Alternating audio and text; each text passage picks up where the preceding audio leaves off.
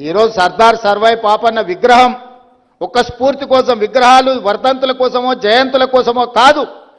ఆ దారిన పోయేటప్పుడు ఆ మహానుభావుల విగ్రహాలు చూస్తే ఆ స్ఫూర్తి మనలో కలిగించాలి, రగిలించాలి. ఆ స్ఫూర్తితో రాణించడం కోసమే ఎక్కడో ట్యాంక్ బండ్ మీద ఆ పక్కన ఇంకొక దగ్గర ఏదో మా మిత్రుడు చెప్తే నేను చెప్పిన అక్కడ కాదు, ఇక్కడ పెట్టండి. వస్తా పోతా వారి స్ఫూర్తి మనకు ఉండాలి. ఎందుకంటే సచివాలయం తెలంగాణ రాష్ట్ర పరిపాలనకు గుండెకాయకు దగ్గరలో సర్దార్ సర్వాయి పాపన్న విగ్రహం ఉండాలి. ఆ పక్కన జ్యోతిరావు పూలే ఆనాడు గడి నిర్మించుకుంటే ఆ గడికి జ్యోతిరావు పూలే ప్రజాభవన్ అని మనం పెట్టినాం. వి హనుమంతరావు గారి సూచన మేరకు ఆనాడు పేదలకు ఎవ్వరికీ అందులో ప్రవేశం లేదు.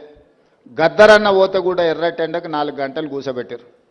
ఇవాళ అది జ్యోతిరావు పూలే ప్రజాభవన్గా మారి ప్రతి వారం ప్రజలందరూ అక్కడికి వచ్చి ప్రజా సమస్యల్ని చెప్పుకునే అవకాశం కల్పించినాం. ఇది ప్రజాపాలన. ఈ ప్రజాపాలనకు మీరందరూ అండగా నిలబడాలి. మీ ఆకాంక్షలు నెరవేర్చే బాధ్యత ఈ ప్రభుత్వాన్ని, రాహుల్ గాంధీ గారిది.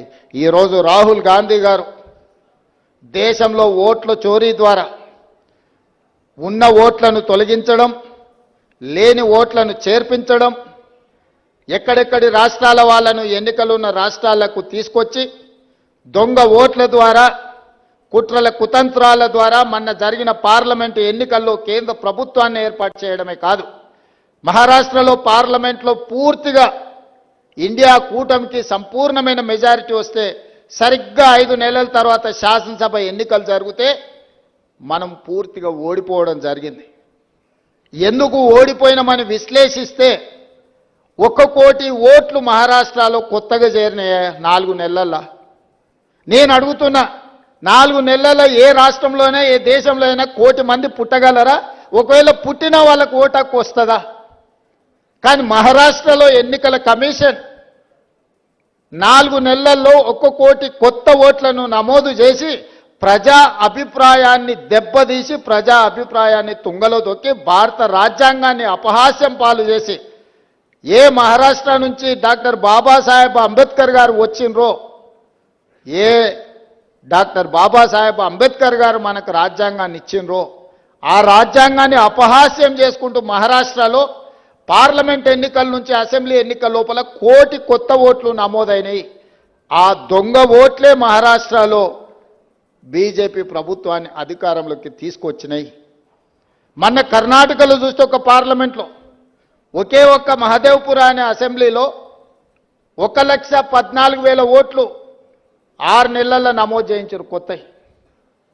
ఆ 1,14,000లలో 1,00,000 ఓట్ల పైన మెజారిటీ, 6 అసెంబ్లీలలో కాంగ్రెస్కు మెజారిటీ వస్తే ఒక్క దాంట్లో 1,00,000 ఓట్ల పైన బీజేపీకి మెజారిటీ వచ్చి ఆ సీటు బీజేపీ గెలిచింది.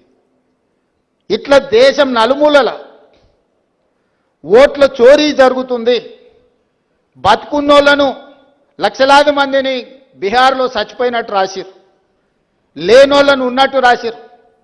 బీహార్లో 65 లక్షల ఓట్లు ఉన్న పలంగా తొలగించారు. ఇప్పుడు ఎన్నికలు వస్తున్నాయి బీహార్లో.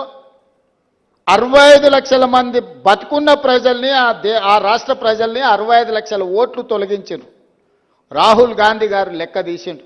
ఈ 65 లక్షల మంది ఎక్కడికి పోయినరు? దేశంలో లేరా? దేశం విడిచిపోయినరా? దేశంలో చచ్చిపోయినరా? చాలా మంది చచ్చిపోయినరా అంటే సుప్రీంకోర్టుకు, ఎన్నికల కమిషన్ దగ్గరికి వీళ్ళు బతుకున్నారా, చచ్చిపోలే అని మనుషులను తీసుకొచ్చిండు. వీళ్ళు దయ్యాలు కాదా? మనుషులే, మీరు దయ్యాలుగా అనుకుంటారేమో అని మనుషులను తీసుకొచ్చి ఎన్నికల కమిషన్ ముందర పెడితే ఈరోజు ఎన్నికల కమిషన్ దానికి సమాధానం చెప్పకుండా రాహుల్ గాంధీ గారు నువ్వు అఫిడవిట్ ఇయ్యని అంటారు.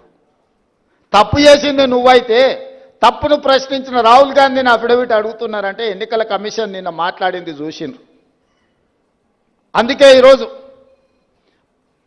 నిన్నటి నుంచి సెప్టెంబర్ 3 తారీఖు వరకు బీహార్లో రాహుల్ గాంధీ గారు 1300 కిలోమీటర్ల పాదయాత్ర చేస్తున్నాడు.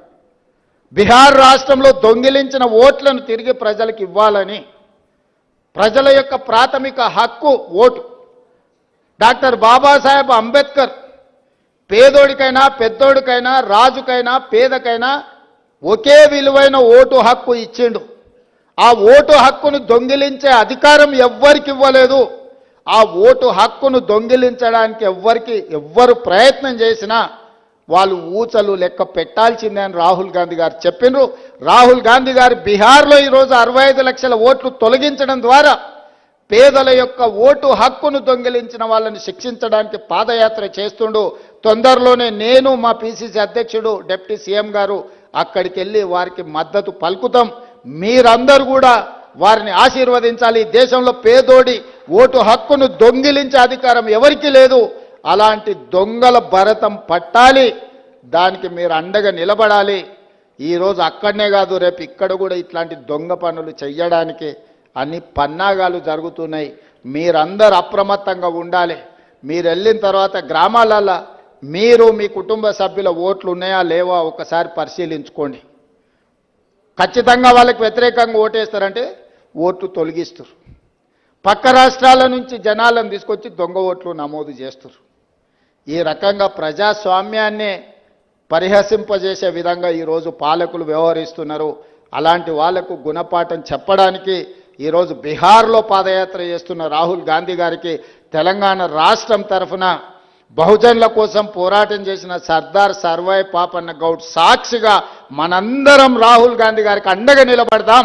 పేదల ఓటు హక్కును కాపాడదాం. పేదలు తీర్పియని వాళ్ళకి ఏ ప్రభుత్వం కావాలనో ఎవరిని ఎన్నుకున్నా పర్వాలేదు, కానీ కొద్ది మంది కుట్రలతో ప్రజా తీర్పునే వక్రీకరించే విధంగా ఏదైతే ప్రయత్నం చేస్తుందో దాన్ని తిప్పి కొట్టాలి.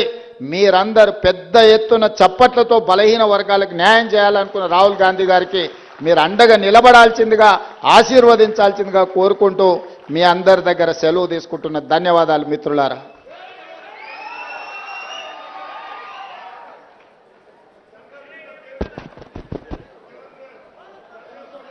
మధు యాష్కి గారు వందన సమర్పణ కార్యక్రమం చేస్తారు.